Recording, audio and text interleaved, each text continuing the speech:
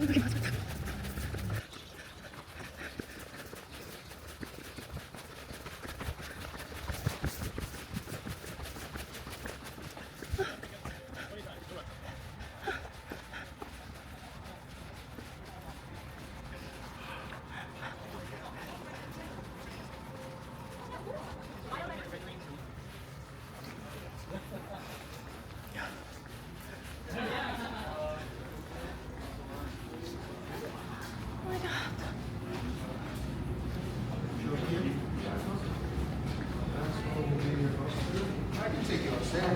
Hello. Sorry you're late. Don't worry, relax. Yeah, everything's We'll fine. get you a glass of champagne. You're here. Oh, We're gonna thank take good you. care of you, okay? Oh, This is some Rothschild family champagne. So this comes from France. We don't make this here, but we are a Rothschild family winery. Here, come on in. thank you. You're very welcome. Yeah. Well, we're proud of what we do. I'll just say that. Please come in. Thank you. Set up a table for two for you right here. Yeah, thank you.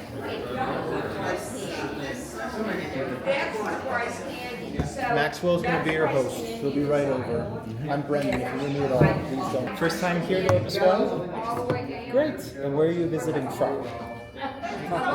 South Korea. Oh, well, thank you for coming all the way to taste some of this delicious wine. Will this be your first time drinking our wine? Yeah, we can actually get Opus One easily in Korea, so we actually visited. Wonderful. Wasn't it? So we're going to spend about an hour with each other. So until about 2:45, 3 o'clock, this is your table. You're also not anchored to this. You're welcome to take these glasses if you want to kind of explore around the courtyard. There's also the terrace upstairs, which this walkway that you pass by takes you directly upstairs to the terrace. And you get an amazing view above our vineyards. Now, for product placement, I thought I would show you, this is a map that kind of gives you an upward view of Napa Valley. As far north as Napa Valley goes is this, Mount St. Helena, so we're looking up that way. We are in the Oakville appellation, which is all of this right here. You'll see other areas like Calistoga, St. Helena, Rutherford. Oakville is equal distance north, south, east, west. So it bears well for the type of wine we produce, which is a Bordelais wine or Bordeaux style wine. This all started with two people. The founders of Opus One were two very iconic people. Robert Mondavi, of which the namesake winery actually sits across the street from us. His business partner was a French gentleman named Philippe de Rothschild at Chateau Mouton Rothschild in Bordeaux. And in Bordeaux, they measure the quality over quantity factor by a first growth through fifth growth system. And there are only 5 first growth houses that focus exclusively on red wine production. So their whole partnership was blending the old world winemaking philosophy of Chateau Mouton Rothschild, but with the accessibility and fruits that we have here in Napa Valley, the New World. Our partnership only started about 45 years ago. 1979 is the first vintage of Opus One. Which, well, if you think about it, our partner winery in Bordeaux, they are in their 6th generation with over 170 years of winemaking in that family. They have every bottle back to 1859 that they produced in that family. So we are a relatively young winery, even in Napa Valley. There's producers that have been around since the 40s and 50s. So the idea that they already had their separate successes, this was more of a passion project over a classic red wine. That's how it all started. And so here we pour 3 glasses. The information of what's in each glass is on the coaster. But since this is your first time tasting the wine here, I thought this would be helpful just to provide more context of what's in each glass. You'll see the namesake and vintage is printed on the top, and it kind of progresses to the same flow of the tasting that goes left to right. Top paragraph tells us a little story about that vintage's growing season. So some years are a little bit warmer, a little bit cooler, how much rainfall will be there. These are all the things that our winemaker is in charge of managing. Then the taste, what the wine gives us, right? Smell, complexity, what does this fall into? These are kind of looking through the lens of our winemaker, Michael Salacci. He's been the winemaker at Opus One since 2001. And prior to him, we only had one other winemaker. His name is Tim Mondavi, who was Robert's son. We've had 2 winemakers in the 45 years we've been making wine. Most producers in Napa stick around for about 4 or 5 years. So the fact that Michael's been with us this long has proven the consistency and balance that we strive to get out of every year.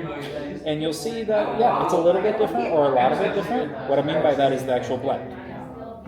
So in Napa Valley, where Cabernet is king, we celebrate that by including all the other Bordeaux grapes, including Cabernet Franc, Merlot, Petit Verdot, and Malbec. However, it is based around the entire vineyard. So we look at all the vineyards, all the different parcels here. We own all of the land that we farm. So we're not buying fruit from anywhere else. We're not selling any of our fruit. It is truly our front and backyards, as I call it. So you'll see that the different parcels, the different sections, they don't have the grapes listed, but it's because they're all very different. So our winemaker will create base wines off of those parcels before they blend it into the wine. So there's roughly about 60 parcels that make up our vineyards. So they start out with about 60 wines before they decide on the one. We're very picky here, yeah. And every year we'll release a new wine that's 3 years old. So that's why 2021 is our current release. Furthering down, you'll see skin contact. So that's the total amount of time in fermentation, pre and post fermentation skin contact, because that's where we get color, flavor, tannin from the skins and seeds of the grape, right? And it's right around 21 days before it goes through 18 months of barrel aging. The unique thing about our barrels is that we buy them brand new from France every year. We will use them once per vintage, and then we sell them. So 100% new French oak. That's what we've been doing since 1979. Then the wine goes into bottle, and we'll hold it in bottle for another 18 months before it's released. So you're tasting 21. Later in the fall, we'll release 22. And not that there is really a recipe to what we do, but our recipe is we always release new vintages 3 years from its harvest. And you'll see as you taste and smell out of each glass, there will be similarities as well as differences, because it's same vineyard, same grape, same winemaker, and same process. But the difference being varietal composition as well as time in the bottle. So to show you that, we have 2019 and 2021 Opus One. There is another wine we produce here, and that's that glass on the right. We call it Overture. Now for context, both of our wines' names are musical terms. Of course, seeing the display bottles here, I'm sure you've seen that bottle plenty of times back home. It actually showcases the side profiles of our founders. To the left is Mr. Mondavi, facing west towards the United States. On the right is the Baron Philippe, facing east towards France. The blue is meant to be interpreted as the Atlantic Ocean, because that's what divides France and the United States. So they're looking home. It's a separation of where they've come from. But that little blur in the middle, that's me. That's Brenda. That's the winery. That's all of us at Opus One. It was their way to demonstrate the meeting of the minds of our founders. And they figured this would be one of many masterpieces together in their time. But unfortunately, Baron Philippe, being much older than Mr. Mondavi, he actually passed away before we ever built the building here. So it actually became their one and only masterpiece together, hence Opus One. The namesake Overture references the opening act to the grand masterpiece, the opening orchestrale, and you'll even see that the logo, when you remove the glass there, it's the silhouette of a conductor's 5-point mark that starts the theme. So those two, they always talked about what the Greeks and Romans talked about, wine, food, and art. So for this, it was all encompassing this way. Now, in terms of the flow, where to start in this tasting, start with Overture. That glass on your right, as its design is meant to be drank younger, it's more approachable as soon as we release it. That's by design. And then as you taste a little bit out of each glass and going back in time. And kind of do that in circles so that you can gauge which one you actually do. It's different than saying like, well, the oldest is the best. Wait till you finish with that. Some people don't realize they don't like older wines, because how often do you drink 5, 10, 15-year-old wines unless you're actively doing that? We typically just know the young stuff. So taste a little bit of each glass. I'll give you some time. Look at the tasting notes as more of a guideline rather than the exact way to look at these wines, because it's all subjective. But also go back in a few moments, give you a little bit of breathing room to kind of taste and bond with the wines. Come back and just check in on it. I think averages a lot because there's not really a recipe. It's a lot of a gut feeling, sensory analysis.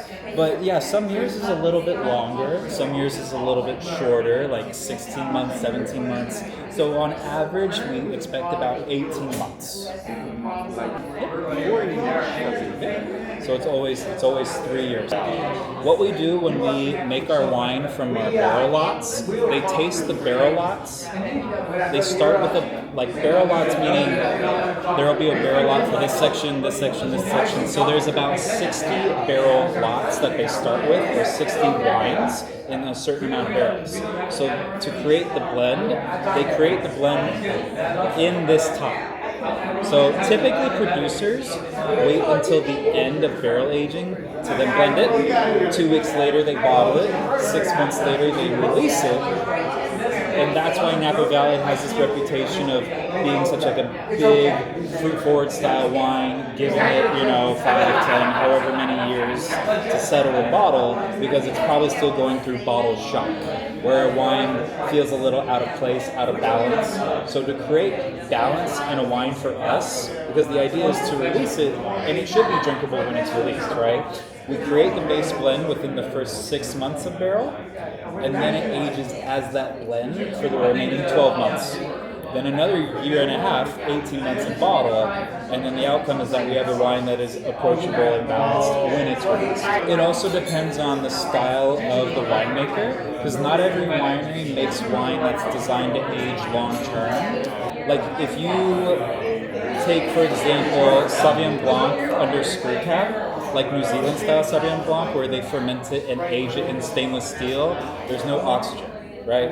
Then it goes in the bottle, no oxygen. So like screw cap style wines, not to make this like a whole thing about closures, but that's like the producer's way of saying, hey, you can drink this now. Like you should drink this now, you should not hold on to it because it'll be the best when we release it. Now we age our wine in barrel, and barrels are porous in a way that a little bit of oxygen becomes a part of the wine's chemistry. So now we're looking at the science of it, like, okay, for longevity purposes, what kind of barrels should we use, where are the barrels coming from, and that's also where we get more flavor. Certain coopers, how they toast it, can impart a color feature to the wine, and then to further prolong longevity, we use natural cork from cork tree, because those are also porous as well. So that's why you see with bottles as young as 10 years old to as long as 50 years old, the ullage, the fill level, it gets bigger, because a little bit of wine has evaporated through the oxygenation process. So it depends on the style of winemaking. That's really where it starts, and that's where we try to fall somewhere in between. Is we want that wine to be good now, but we want it to be great later on too. Oh, great question. Because in like whiskey distilleries, if they're using new barrels, they char the entire barrel. Now, when you toast the barrel, it's a lot softer than charring it. So the slow toast that coopers, barrel makers do for wineries, they put the slats kind of in a circle, and this does a couple of things. They'll put it over the flame versus on the flame, and that slower toast is what releases the sap, the oils and sugars that impart flavor, taste, smell, tannin, like the finish in the wine. And depending on how heavily toasted the barrel is, you get more of that, to where it almost would kind of have that like milky taste from like, we use a mix of medium and medium plus. It's kind of like saying medium or medium rare on your steak. Like that's how they measure toasting. They'll take the internal and external temperature and average that out, and that's where they would put like LT or MT, light toast, medium toast. We prefer medium toast barrels. We don't want light, delicate spice, but we also don't want over-extracted spice. And we work with about 10 different coopers that make barrels for us, so rather than throwing all of our eggs in one basket, we have about 10 baskets to play around with. So, I mean, these are another way of looking at as a crop. Like this was something that was set up hundreds of years ago exactly for this type of production in our life. So yeah, no, great question. Because every producer for spirits and wine, we all do something different. And this is what we do. Because in beer, you can make that every couple of weeks if you wanted to, where wine we harvest once a year, so we make wine once a year. So we're very careful. There's a lot more intention of what we do from like the spring, the growing season, harvest, where, you know, hops, you can harvest hops. In wine, you kind of get what you get, and you have to try not to mess it up. So you know, the fact that we own all of the land that we farm. Napa's kind of like a mix of Burgundy and Bordeaux, where it's Bordeaux grapes, but Burgundy in the way that a lot of producers have to buy fruit, and then they make single vineyard wine. So that's why, like, Burgundy, that was kind of the model that was adopted to Napa, because you can kind of do whatever you want in Napa, if I'm going to be honest with you, but we choose to embrace the same tradition and even laws that subject our partner winery, Mouton, to grow as well. So we're incredibly nostalgic here, as I call it. Yeah. I gotta check in with my other table, but I'll check in with you. But please, take all the glasses off, start smelling, start tasting, and then I'd love to hear what your favorite is after you've tried them all. Of course.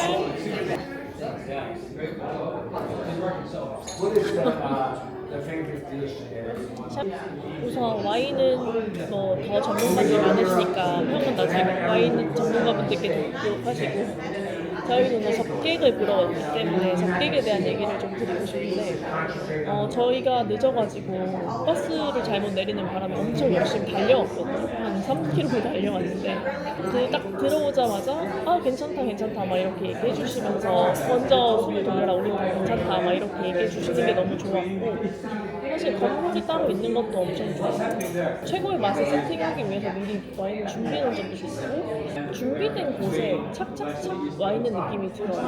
땀 뻘뻘이면서 왔으면 금방 차분해졌고 이 분위기에 동조될 수 있는 느낌을 확실히 받았어요. 그리고 그 설명해 주시는 분이 지식이 굉장하시고 또 자부심도 굉장하시고 그런 것도 잘 전달될 수 있게 충분한 설명을 해주시는 것도 굉장히 좋았어요. 칵테일 보여드릴게요.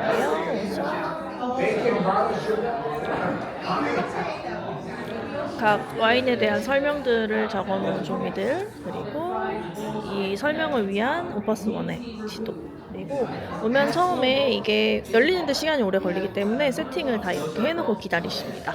그래서 예약을 하는 것이 중요해요. 일단 수트핏이 전부 다 아메리칸인 것 같고 덮개도 되게 아메리칸 이렇게 설명하면서 편하게 얘기하고 있는데 말투도 막 이런 말하면서 막 되게 캐주얼한 말투 우리로 말하면 구어체인데 아까 설명해 주실 때 그런 말을 했어요. 맥주는 그 사람들이 원하는 거를 찾아가지만 와인은 나와 있는 걸로 어떻게 나오는지 그냥 보는 거다 뭐 이런 얘기를 했어요. 이 얘기가 너무 와닿았던 게 보면은 똑같이 오퍼스 원인데 예약비가 달라요. 두 개. 이게 뭐냐면 이 사람들이 그 해에 걷어들인 포도 작황을 보고 따로 술을 빚어가지고 얘를 그해 작황에 따라서 얼마나 더 숙성을 할지 각각 이제 다르게 해가지고 60개의 와인을 가지고 서는데요. 그 해 작황 때문에 달라지는 맛도 고려해야 되고 그걸 또 어떻게 섞을지도 고려를 해야 되고 오크통을 얼마나 토치를 할지도 고려를 해야 되고 그리고 오크통 숙성을 각 품종마다 얼마나 할지도 고려를 해야 되고 엄청나게 변수가 많아서 머리가 깨지겠죠. 저도 재성을 하에서 술을 만드는 입장에서 결국에 블렌딩이라는 걸 하는 한 뜻은 아무리 뭐 당도계, 산도계 뭐 이런저런 거 다 갔다 온다고 해도 사람 입맛을 따라갈 수가 없다고 생각하거든요.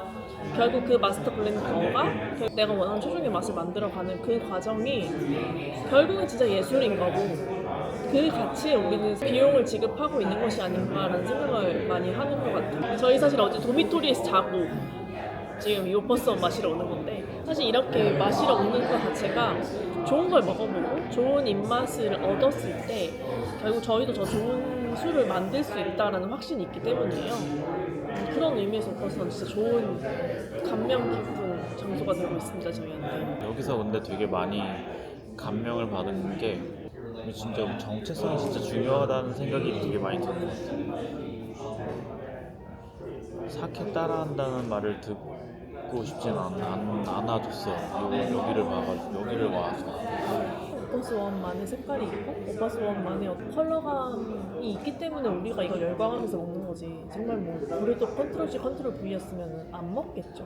보르도 먹겠죠. 근데 이게 그 풍부한 열이 주는 어떤 풍부한 과신향들 그리고 꽉 찬 느낌들, 거기 나오는 섬세한 과실들의 어떤 맛들이 굉장히 잘 어울려서 파워풀한 힘이 되는 와인이 됐기 때문에 나는 이 와인을 이만큼 모았다고 생각해요. 계속 생각하는 건데 결국에 맛이 제일 중요하고 그 맛을 잘 표현하는 도구들을 지금 우리가 배우고 있는 거예요. 나는 많은 언어가 섞여 있는 분야인 것 같아요. 술이라는 건. 어렵다. 사실 오늘 우리가 접객을 보러 온 것만 해도 그랑 좀 다르게 담배나 이런 것들은 같은 기호식품이어도 접객이란 문화가 없잖아요. 근데 여기는 그런 문화가 있는 거 자체가 되게 오감을 만족시켜줄 수 있는 어떤 매체이기 때문에 우리가 이런 걸 또 보러 오는 거 아닐까. 그래서 우리도 더 많이 배우려고 하는 거고. 스컬빈 같은 경우에는 접객이 뭐 전혀 전문적이지 않고 그냥 티셔츠 쪼가리 입고 그냥 돌아다니다가 그냥 맥주 그냥 건네주고 잘 있는지 체크 잘만 해주면은 전혀 손색이 없는 서비스였는데 그래도 뭐 모자란 접객이라고 생각되지 전혀 않는데 여기서는 기준이 완전히 달라지고 금액 자체가 다르긴 하잖아. 그렇죠. 14,000원어치 먹는 거랑 여기는 거의 10만 원 넘어가는 금액을 주고 먹는 거니까 또 다른 걸 느꼈는데 사람들이 이거 어쨌든 여기까지 왔다는 건 호기심을 가지고 온 거잖아. 호기심을 가지고 왔기 때문에 내가 더 많은 정보를 주고 더 정확한 정보를 줬을 때 사람들은 더 많은 호기심을 갖게 되고 이거 어떻게 하는 거지? 저거 어떻게 하는 거지? 라고 생각하게 되더라고요. 이걸 보면 엄청 느꼈는데 여기에 2019 같은 경우는 늦게 뭐 싹이 텄고 그래서 빨리 익었고 뭐 이런 얘기들 나오니까 그런 느낌도 찾으려고 노력한단 말이지, 인간이기 때문에.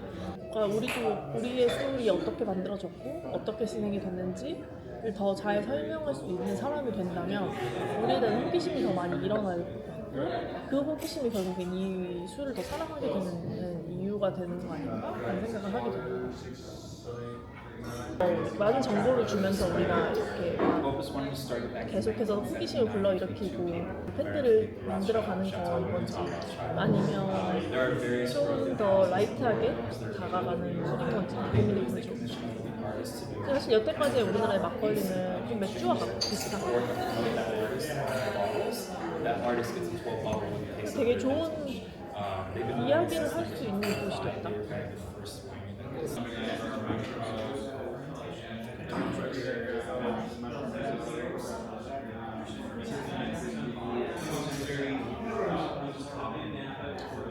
저희 밖으로 나가볼게요. 이게 올리브나무가 진짜 예쁘게 있고 저쪽에 우리 밭을 보러 갑시다. 웬일이야. 이거 찍고 있니? 와 너무 예쁘다. 와 너무 예쁘다. 진짜 너무 예쁘다.